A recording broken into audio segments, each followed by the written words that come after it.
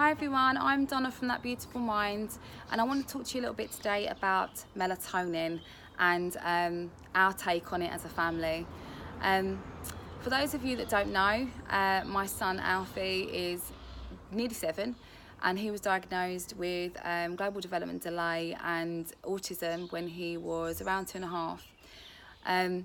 For the longest time, Alfie never slept or barely slept. He literally would survive on 3 hours a night.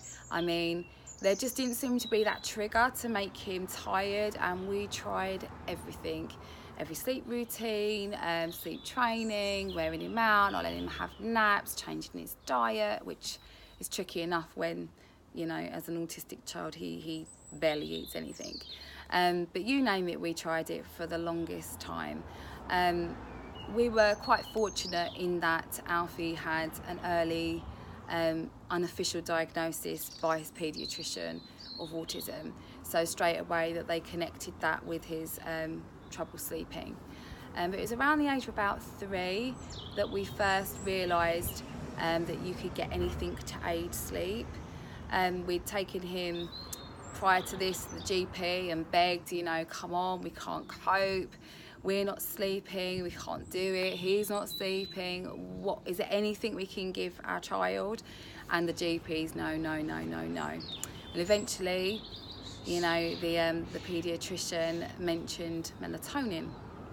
Now, for those of you that don't know anything about melatonin, just as I didn't, melatonin is something that we produce in our bodies. It's like a hormone, and it triggers that, you know, that sleepy feeling in the evening, like, oh, the light's dim and you feel a bit tired. That's triggered by melatonin in our bodies. Now, some autistic people, and especially children, either don't process that the same way or don't produce that the same way, and that means they never have that trigger to feel tired or to feel sleepy, and they don't stay asleep. So you can get synthetic melatonin that sort of replaces the hormone, so it does the same sort of job, but it has to be prescribed by a paediatrician in the UK. In other countries, you can actually buy it over the counter, but not here.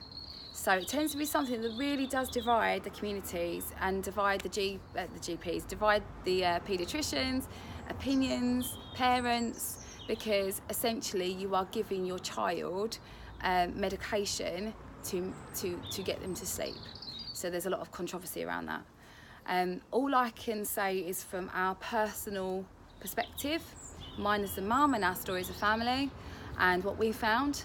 And I just want to absolutely make sure everybody knows I am not a doctor, I'm not a paediatrician, I'm not healthcare trained in any shape, way or form. This is purely our opinion as a family. So we was eventually at the age of 3 prescribed melatonin, but in the form of a capsule. Now, if anybody's got a 3-year-old, let alone an autistic 3-year-old, you're going to know how hard it is to get them to swallow anything that like a tablet or a capsule.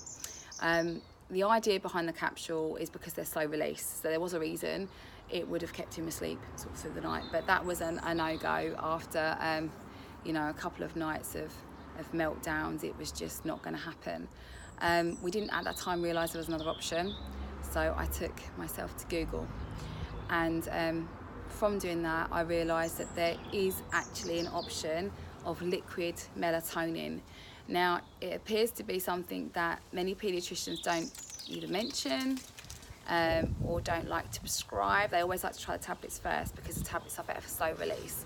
Liquid melatonin will give your child that hit of the melatonin at the beginning, so it will get them to sleep if the dose is right, but it won't necessarily keep them asleep, which is sort of the problem we now have with Alfie. So I'll show you what was prescribed and we've always used with Alfie.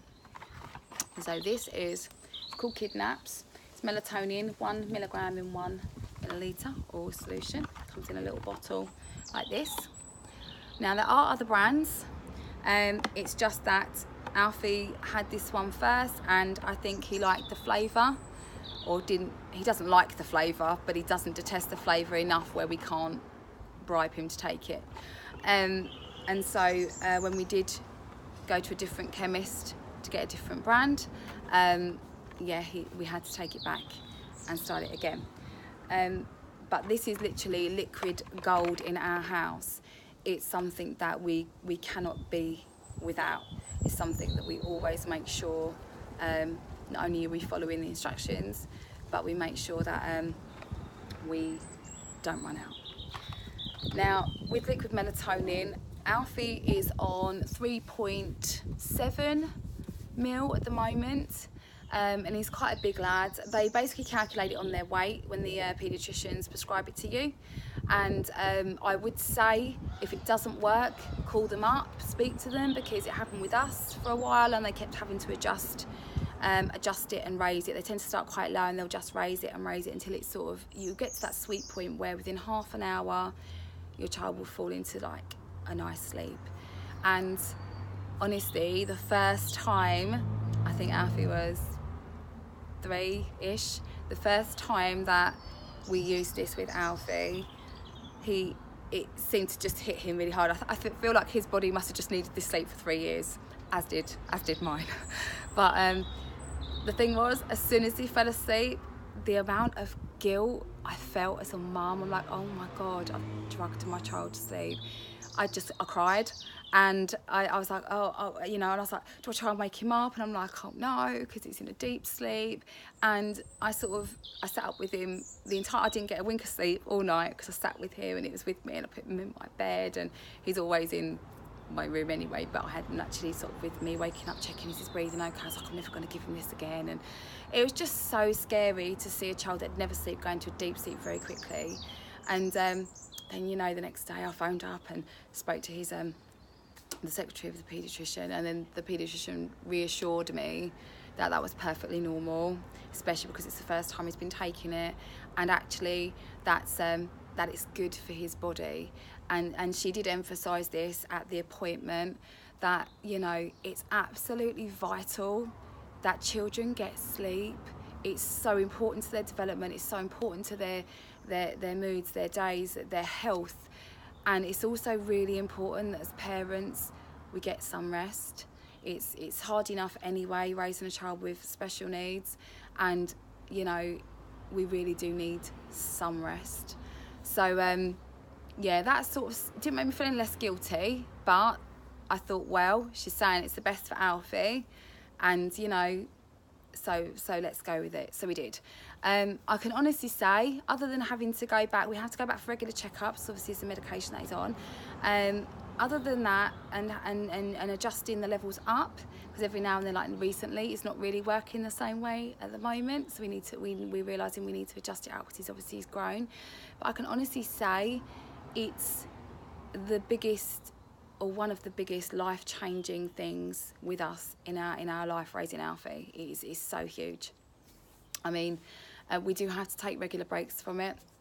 You take a break every sort of few months for a week or so, and we really feel it. He really feels it. But we do that just because that's the advice. Alfie's had no side effects on it whatsoever. There's nothing bad to say about it from my perspective as a mum, what we've experienced as a family. Again, I am not a paediatrician, I'm not medically trained, I'm not a doctor, you know, don't go and source this for your child without going to a paediatrician at all. I'm just telling you our story as a family. But it's literally one of the best things that's ever happened to us, is finding out that there was liquid melatonin.